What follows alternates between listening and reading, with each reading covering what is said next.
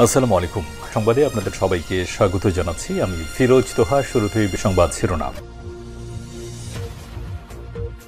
বাংলাদেশের সর্বশেষ গুরুত্বপূর্ণ আপডেট সংবাদ আপনাকে স্বাগত। শুরুতেই সংবাদ শিরোনাম, পরে বিস্তারিত।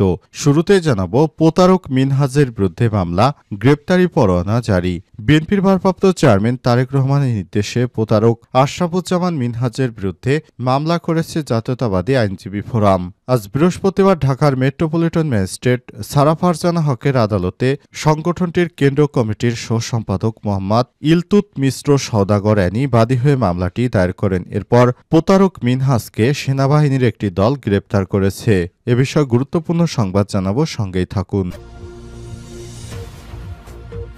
এরপর জানাবো, ছাত্রলীগ অপবাদ দিয়ে ছাত্র ফেডারেশনের কর্মীকে মারধর।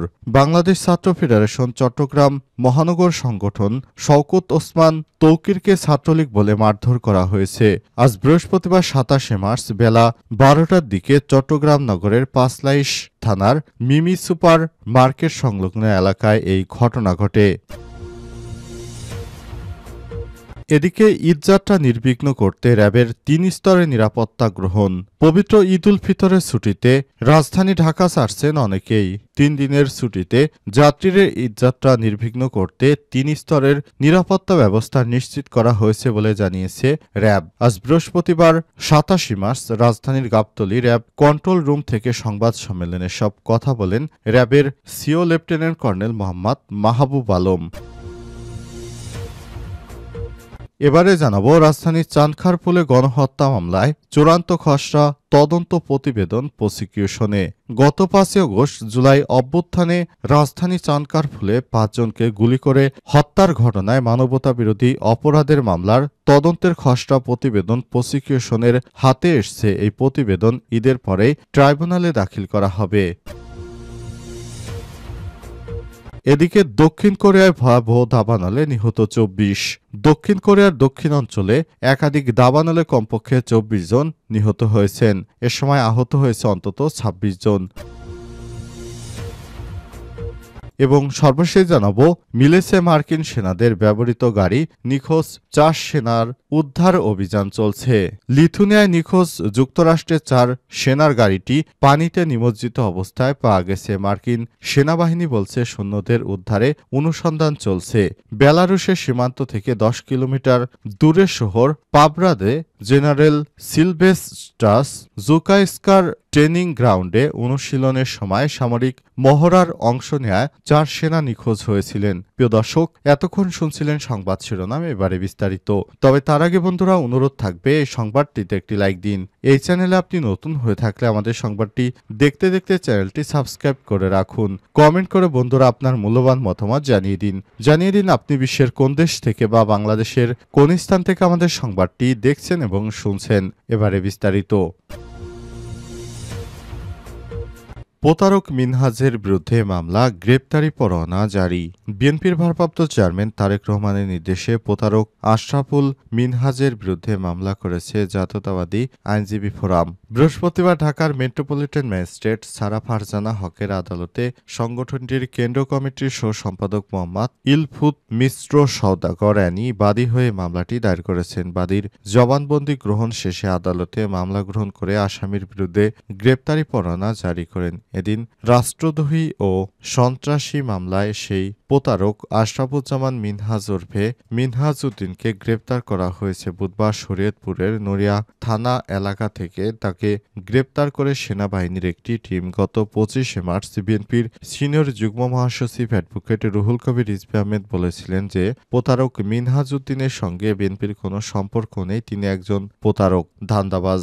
বিভিন্ন স্থানে প্রতারণার মাধ্যমে অপকর্ম করে বেড়ানোই তার মূল পেশা। এ অবস্থায় আশরাফুজ্জামান মিনহাজের সঙ্গে বিএনপি এবং এর অঙ্গ সহযোগী সংগঠনের নেতাকর্মীদের কোনো সম্পর্ক নেই। মিনহাজ উদ্দিন তিনি শেখ হাসিনার বিরুদ্ধে বিভিন্ন অপপ্রচার চালাতেন, এমনকি সেনাপ্রধানের বিরুদ্ধে অপপ্রচার চালিয়েছেন। এবার বিএনপির সম্পর্কে অপপ্রচার চালাতেন এবং বিভিন্ন স্থানে সরকারি কর্মকর্তা পরিচয় দিয়ে মানুষকে হয়রানিমূলক বিভিন্ন কর্মকাণ্ড করে বেড়াতেন। ছাত্রলীগ অপবাদ দিয়ে ছাত্র ফেডারেশনের কর্মীকে মারধর। বাংলাদেশ ছাত্র ফেডারেশন চট্টগ্রাম মহানগর সংগঠন শওকত ওসমান তৌকিরকে ছাত্রলীগ বলে মারধর করা হয়েছে। বৃহস্পতিবার ২৭ মার্চ বেলা ১২:৩০টার দিকে চট্টগ্রাম নগরের পাঁচলাইশ থানায় মিমি সুপার মার্কেট সংলগ্ন এলাকায় ঘটনা ঘটে। প্রত্যক্ষদর্শীর ভাষ্যমতে শওকত ওসমান টিউশনি শেষ করে বাসায় ফিরছিলেন। প্রবর্তক মোড় থেকে ২ নম্বর গেটের দিকে যাওয়ার পথে তিনি মিমি সুপার মার্কেটের সামনের গলিতে ওমর গনি এমইএস কলেজ শাখা ছাত্রদলের সদস্য সচিব মির্জা ফারুক সহ কয়েকজন তাকে ঘিরে ধরে ছাত্রলীগ বলে গুজব ছড়িয়ে মুহূর্তেই লোক জড়ো করা হয়। এরপর নির্মমভাবে তৌকিরকে মারধর করা হয়। ঘটনার শিকার তৌকির জানান, তারা তাকে ছিনতাই করার চেষ্টা করে। তারা চেয়েছিল তাকে এমইএস কলেজ ক্যাম্পাসে নিয়ে যেতে। এর মধ্যে তারা বুকে লাথি ঘুষি দেয়, কিন্তু আশপাশের লোকজন জড়ো হয়ে গেলে সুবিধা করতে পারেনি। পরে উপস্থিত জনতার মধ্য থেকে একজন জাতীয় জরুরি সেবা 999-এ কল দিয়ে ঘটনাস্থলে পৌঁছায় পাঁচলাইশ থানা পুলিশ। ছাত্রদল নেতারা এ সময় তৌকিরকে ছাত্রলীগ ট্যাগ দিয়ে পুলিশের হাতে তুলে দেয়। বাংলাদেশ ছাত্র ফেডারেশনের নেতারা অভিযোগ করেছেন, পাঁচলাইশ থানা পুলিশ শুরুতে ছাত্রদল নেতাদের কথা মতোই তাকে আটকে রাখে, কিন্তু পরে তারা সেখানে পৌঁছানোর পর তৌকিরের পরিচয় জানতে পেরে তাকে ছেড়ে দেয়। বাংলাদেশ ছাত্র ফেডারেশনের কেন্দ্রীয় নির্বাহী কমিটির রাজনৈতিক শিক্ষা বিষয়ক সম্পাদক শ্রীধাম শীল গণমাধ্যমকে বলেন, খবর পেয়ে আমি থানায় যাওয়ার পর মির্জা ফারুকের সঙ্গে কথা বলি। মির্জা ফারুক জানায়, ছাত্রলীগের একটা ছেলের সঙ্গে শওকতের ৯০% মিল থাকায় তাকে তারা দায়িত্ব নিয়ে পুলিশের হাতে তুলে দিয়েছে। মির্জা ফারুককে জিজ্ঞেস করলাম, আপনারা তল্লাশি চৌকি বসানোর অনুমতি কে দিয়েছে? সে বলছে তার কলেজে ছাত্রলীগ স্বাধীনতা দিবসে ফুল দিয়েছে, তাই তার দায়িত্ব হচ্ছে তাদের খুঁজে বের করা। এই ঘটনায় মির্জা ফারুক সহ 2 জনের বিরুদ্ধে মামলা হয়েছে। মির্জা ফারুক চট্টগ্রাম মহানগর ছাত্রদলের সদস্য সচিব শরীফুল ইসলাম তুহিনের অনুসারী। পুলিশ ইতিমধ্যেই ঘটনার সিসিটিভি ফুটেজ সংগ্রহ ও দোষীদের গ্রেপ্তারের চেষ্টা চালাচ্ছে।